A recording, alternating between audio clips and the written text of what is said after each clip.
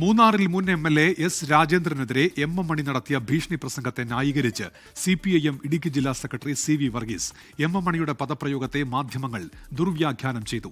S Rajendran CPIMന്റെ രാഷ്ട്രീയ എതിരാളി അല്ലെന്നും CV വർഗീസ് പറഞ്ഞു.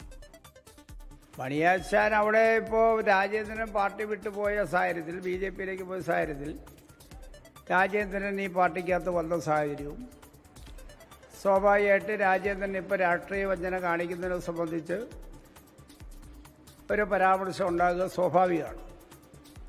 അതിനപ്പുറം മറ്റു വേറെ വ്യത്യസ്തമായതൊന്നും ഞങ്ങൾ കാണുന്നില്ല. പിന്നെ ഒരാൾ സംസാരിക്കുമ്പോൾ എടുക്കുന്ന കൈക്രിയ, ശരീരഭാഷ, ഇതൊക്കെ മാധ്യമങ്ങളുടെ പൊതുവെ വ്യാഖ്യാനമാണ്.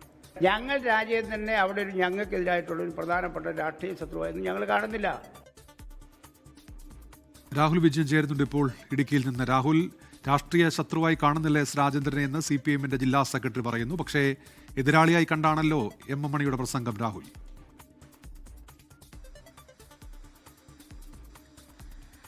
ഉന്മേഷ്, തീർച്ചയായിട്ടും എം മണിയുടെ പ്രസംഗം അങ്ങനെയായിരുന്നു എന്നുള്ളത് കേൾക്കുന്ന എല്ലാവർക്കും തന്നെ മനസ്സിലാകുന്നതാണ്. കൈകാര്യം ചെയ്യണം സഖാക്കൾ എന്നുള്ള ആഹ്വാനമായിരുന്നു എം മണി ഇന്നലെ മൂന്നാറിൽ നടത്തി. പക്ഷേ അതിനെ പൂർണ്ണമായിട്ടും ന്യായീകരിക്കുന്ന വിധത്തിലാണ് CPIMന്റെ ഇടുക്കി ജില്ലാ സെക്രട്ടറി CV വർഗീസിന്റെ പ്രതികരണം വന്നിരിക്കുന്നത്.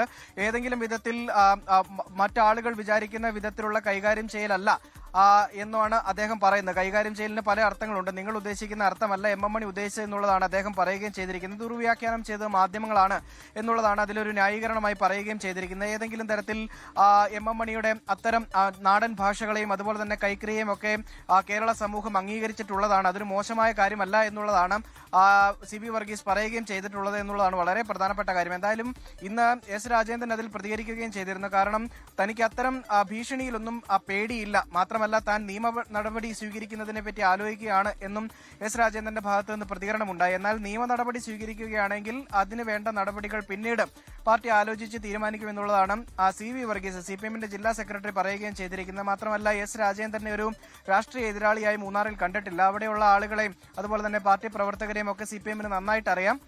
അവരേത് നിലയിൽ ചിന്തിക്കുമെന്നോ ഏതെങ്കിലും തരത്തിൽ രാജേന്ദ്രൻ അവിടെ സ്വാധീനം ചെലുത്താൻ കഴിയുമെന്ന് തോന്നുന്നുമില്ല എന്നുള്ളതാണ് CV വർഗീസ് പറയുകയും ചെയ്തിരിക്കുന്നത്. എന്തായാലും പൂർണ്ണ അർത്ഥത്തിൽ CPIM അതുപോലെ തന്നെ CV വർഗീസ് പൂർണ്ണമായും എം മണിയെ ന്യായീകരിക്കുന്നതാണ് ഇന്ന് പ്രതികരണത്തിലൂടെ പുറത്തുവരികയും ചെയ്തിട്ടുള്ളത്. ലോകത്തെവിടെയായാലും ഏത് സമയത്തും 24 വാർത്തകളും ഓഗ്മെന്റഡ് റിയാലിറ്റി പാക്കേജുകളും എക്സ്പ്ലെയിനറുകളും വിശദമായി കാണാൻ ഞങ്ങളുടെ YouTube ചാനൽ നിങ്ങൾക്ക് സബ്സ്ക്രൈബ് ചെയ്യാം.